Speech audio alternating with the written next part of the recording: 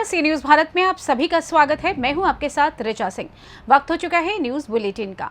Bulletin में खबर भिंड से है, जहां प्रशासन द्वारा नगर के मेन रास्ते को बंद करने का लोगों ने जताया विरोध। आगे खबर बुलंदशहर से है, जहां बिजली लाइन की चपेट में आने से 2 बच्चों सहित 5 लोग झुलसे। साथ ही अगली खबर रामपुर से है, जहां केंद्रीय कैबिनेट मंत्री मुख्तार अब्बास नकवी ने रामपुर में भाजपा कार्यकर्ताओं से की मुलाकात। और भी तमाम खबरों पर आइए विस्तार से करते हैं चर्चा। भिंड शहर के एक हिस्से में उस समय हड़कंप मच गया जब भिंड का प्रशासनिक अमला भारी पुलिस बल के साथ शहर के ward number 22, 23, 24, 26 block colony, Chaturvedi Nagar और ब्रह्म नगर के एकमात्र चौड़े रास्ते को बंद करने के लिए पहुंच गया और जेसीबी मशीन से रास्ता बंद करने के लिए खुदाई शुरू कर दी। जैसे ही कॉलोनी के लोगों को जानकारी मिली कि उनका रास्ता बंद किया जा रहा है, तो सैकड़ों की तादाद में महिला और पुरुष मौके पर पहुंचे और प्रशासन द्वारा आम रास्ता बंद करने की जगह को रोककर खड़े हो गए और प्रशासनिक कार्यवाही का विरोध करने लगे।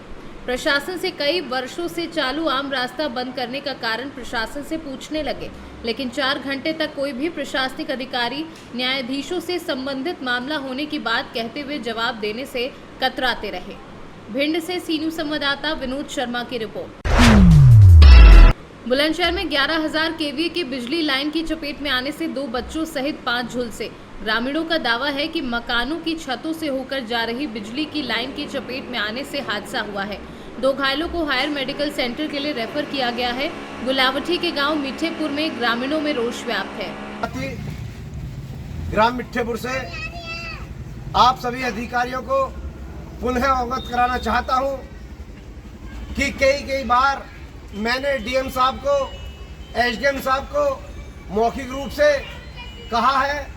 अभी हमारे प्रधान संगठन की अभी जो मीटिंग परसों पुलिस लाइन बुलंदशहर में हुई थी, उसमें मैंने अपने गांव मिठेपुर का मुद्दा उठाया था कि मेरे गांव मिठेपुर में बिजली की हालत बहुत ही जर्जर है और कई बार बहुत बड़ी दुर्घटना हो चुकी है। और उससे पहले गुलावटी जो हमारे एक सामूहिक सभी संभ्रांत लोगों की मीटिंग हुई थी एसडीएम साहब के नेतृत्व में, मैंने उसमें भी मौखिक रूप से एसडीएम साहब को और तहसीलदार साहब को अवगत कराया था कि मिठेपुर की हालत बहुत खराब है विद्युत विभाग को लेकर। और मैंने एसडीओ साहब को, एक्शन साहब को फोन से भी और वैसे भी कई बार अवगत करा दिया है कि हमारे गाँव में 11,000 की लाइन बिल्कुल जर्जर अवस्था में है। लगभग 20 साल पहले लाइन लगी हुई थी, जो लाइन अब बिल्कुल जर्जर हो चुकी है और छतों पर तार लटके हुए हैं। इसी क्रम में कल हमारे गांव में इतनी बड़ी दुर्घटना हुई है कि 5 लोग एक साथ ही 11,000 की लाइन की चपेट में आ गए और जिसमें एक जाबिर जो शब्बीर खां के पुत्र हैं, वो बहुत ही गंभीर हालत में एम्स अस्पताल और सफदरजंग अस्पताल के ट्रामा सेंटर में भर्ती हैं। बुलंदशहर से सी न्यूज संवाददाता मोहम्मद कामिल की रिपोर्ट। प्रतापगढ़ जनपद में सई नदी किनारे स्थित बाबा बेलखर नाथ धाम लाखों लोगों की आस्था का केंद्र बना है। इसका इतिहास भी स्वर्णिम है। आपको बताते चले कि यहाँ पर कई जिलों के श्रद्धालु अपने कष्ट दूर करने आते हैं। श्रद्धालुओं का विश्वास है कि बाबा बेलखर नाथ की कृपा से पुत्र रत्न की प्राप्ति होती है और प्रसन्नता का उपहार भी मिलता है। जिला मुख्यालय से दीवानगंज बाजार पट्टी मार्ग पर पड़ता है। यहाँ से दक्षिण दिशा में लगभग 3 किलोमीटर जाने पर ऊंचे टीले पर बाबा का धाम है। बगल में सई नदी बहती है। धाम में प्रत्येक शनिवार व सोमवार को विशाल मेला लगता है। इस धाम का प्राचीन नाम बिल्वेश्वर नाथ धाम है। कहा जाता है कि ये स्थान पूर्व काल में आपदा के कारण विलुप्त हो गया था, जिसकी खोज आखेट के दौरान एक राजा ने की थी। वहाँ पर उनको पीपल के पेड़ के नीचे सांप दिखा तो उस पर उन्होंने प्रहार कर दिया। इसके बाद भी सर्प बच गया और वहाँ तेज प्रकाश फैल गया। सांप ने राजा को बताया कि यहाँ भगवान बिल्वेश्वर का वास है। तभी से वहाँ भगवान शिव की पूजा शुरू हो गई। आज भी मंदिर के शिवलिंग पर उस राजा के खड्ग के प्रहार के निशान हैं। 12वीं शताब्दी में राजा गैबर शाह ने बेलखर नाथ की कृपा से विजय होकर बिल्वेश्वर का प्रचार बेलखर नाथ के रूप में किया। साथ ही अपने वंश का नाम बेलखरिया रख दिया। प्रतापगढ़ से सी न्यूज संवाददाता अशोक की रिपोर्ट। रामपुर पहुंचे पूर्व केंद्रीय कैबिनेट मंत्री मुख्तार अब्बास नकवी ने अपने निज निवास शंकरपुर बरेली रोड रामपुर में भाजपा कार्यकर्ताओं से मुलाकात की। साथ ही मीडिया से मुखातिब होते हुए महाराष्ट्र में अजीत पवार के एनडीए में शामिल होने पर हुए फेरबदल को लेकर मुख्तार अब्बास नकवी ने कहा कि जो अभी 40 का झोल दिख रहा है वो 2024 में विपक्ष को 440 का झटका बनता दिखाई पड़ेगा। उन्होंने कहा विपक्ष की मोदी को हटाने की हट पर जनता का मोदी जी को दोबारा लाने का संकल्प भारी पड़ रहा है। विपक्ष पर बोलते हुए मुख्तार अब्बास नकवी ने कहा कि विपक्ष का हिट एंड रन का खेल उन्हें हीट विकेट कर रहा है और हिट विकेट की हैट्रिक हो रही है। वहीं यूसीसी पर बोलते हुए उन्होंने विपक्ष के विरोध का कटाक्ष किया और यूसीसी से गरीब पिछड़े महिलाओं को लाभ होने की बात भी कही। देखिए, पहली बात ये कि जो आज महाराष्ट्र में घटनाक्रम हुआ है कल, उसको हम यही कह सकते हैं कि जो ये 40 का अभी झोल दिखाई पड़ रहा है, 24 में 440 का झटका दिखाई पड़ेगा।